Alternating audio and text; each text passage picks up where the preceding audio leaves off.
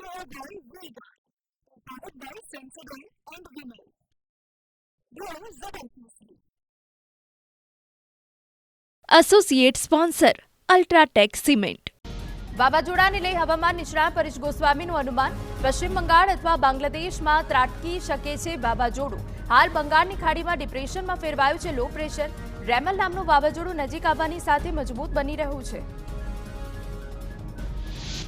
વાવાઝોડાની અસર ચોમાસા પર નહીં થાય, હવામાન નિષ્ણાત પરેશ ગોસ્વામીનું ચોમાસા અને વાવાઝોડાને લઈ અનુમાન.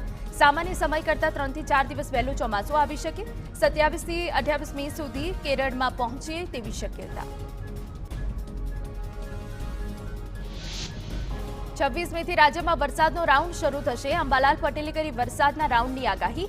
26 મેથી 4 જૂન વચ્ચે વરસાદ આવશે. વીજળીના કડાકા ભડાકા સાથે વરસાદ વરસી શકે. 14મી જૂને વિધિવત ચોમાસાની શરૂઆત થશે. આકરી ગરમી વચ્ચે રાહત આપતા સમાચાર પણ સામે આવ્યા. હવામાન વિભાગે 4 દિવસ બાદની સ્થિતિ અંગે કરી આગાહી. રાજ્યમાં 4 દિવસ બાદ તાપમાનમાં ઘટાડો નોંધાશે.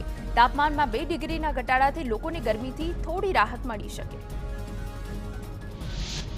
ભીષણ ગરમીથી ગુજરાતવાસીઓને છુટકારો મળી શકે છે. 26 મે બાદ તાપમાનનો પારો એકાએક ગગડી જવાનું અનુમાન. 26 થી 30 જૂન વચ્ચે 4 થી 5 ડિગ્રી તાપમાનનો પારો ગગડશે. હવામાન નિષ્ણાત પરેશ ગોસ્વામીએ રાહત આપતી આગાહી કરી. ગરમીને લઈ હવામાન નિષ્ણાત અંબાલાલ પટેલે આપ્યા રાહતના સમાચાર. આગામી દિવસોમાં 4 થી 5 ડિગ્રી તાપમાનમાં ઘટાડો જોવા મળશે. 26 મે થી 4 જૂન વચ્ચે અંગ દજાડતી ગરમી રાહત આપે તેવું અનુમાન. 4 જૂન સુધીમાં રાજ્યના ઘણા ભાગોમાં તાપમાન 40 ડિગ્રી સુધી ગગડી જશે. Powered by Vega. Powered by Sensodyne and Vinyl. Grow ZFC.